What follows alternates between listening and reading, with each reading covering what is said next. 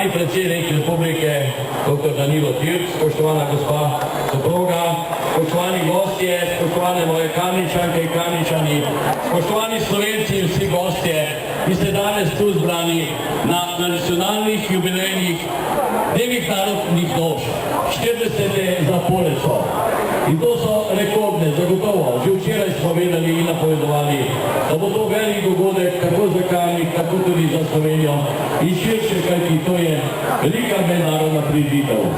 To sem že včeraj dejal, 66. leta so v Podgorju pripravili prvo kmečko ovce in to je bil temelj za naše dneve narodnih noš, ki je v resnici vsako leto dobivale novo vsebino in seveda številne, predvsem strokovne, spremljajoče prireditve.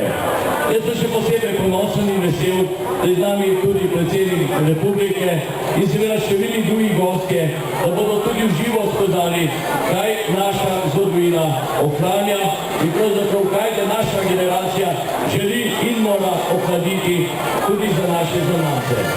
Torej, vidimo še zadnji voz, ki je seveda za vse tiste, ki bi lahko omagali, pa vendar to je sestavni del tega našega projekta, kajti dnevi narodnih noš v takšnem obsegu zahtevajo ogromno denarja in pravzaprav se danes, od zdaj naprej, že začenjajo 41 dnevi narodnih noš v Kamniku.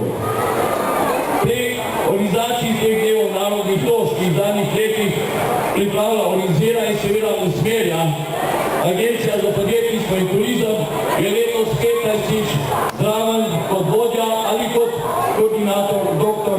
Andreja Eržen, ki je direktorica Agencije za podjetništvo in turizem in ki je letos pomladi pripravilo čudovito mednarodno zgodbo Karmino Burano s kamniškimi pevci, s kamniškimi izvajalci in z izvajalci iz povratne občine Andeks na Bavarskem. Zato sem se v zadnjem tipu tudi ob mojem zadnjem županovanju, v zadnjem letu, ob zadnjem mesecu županovanja odločil, da dr. Andreji Eržen podelim spominsko priznanje občine Kamnik in prosim, da v tem trenutku pride na oder in v imenu vseh nas izrečem hvala, izrečem, da te narodne noše so naše, so slovenske, ohranimo jih, ohranimo še naprej tudi to našo prireditev. Srečno in hvala vsem.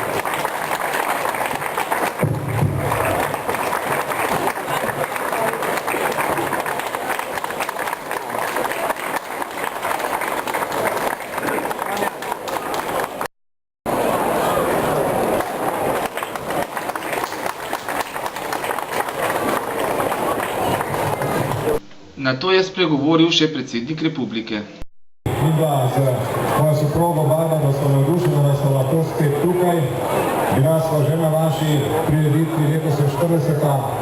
jubilejna prireditev narodnih noš in oblačilne dediščine Slovenije. In to je velik dogodek za vso državo, za vse nas v Sloveniji. Hvala lepa, Kamnik. Ljudje se izražajo na različne načine. Izražajo se z besedo, sliko, pesmijo, na vse mogoče načine z glasbo in tako naprej. Včasih pozabimo, kako pomembno je izražanje človeka z njegovimi oblačili. In lepo je, kadar vidimo na enem mestu vsa ta naša izročila iz različnih delov Slovenije, iz različnih zgodovinskih obdobij in vso to bogatstvo, ki je naredilo slovenski narod. Zato je ta prireditev tako zelo dragocena za vse nas.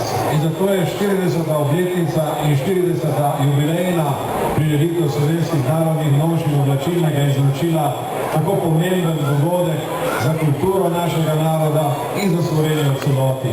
To moramo razumeti, to moramo ceniti in tu se moramo zahvaliti vsem tistim, ki ste delali na tem. Gospod župan, vem, da ste vi delali mesece. Hvala vam za to delo.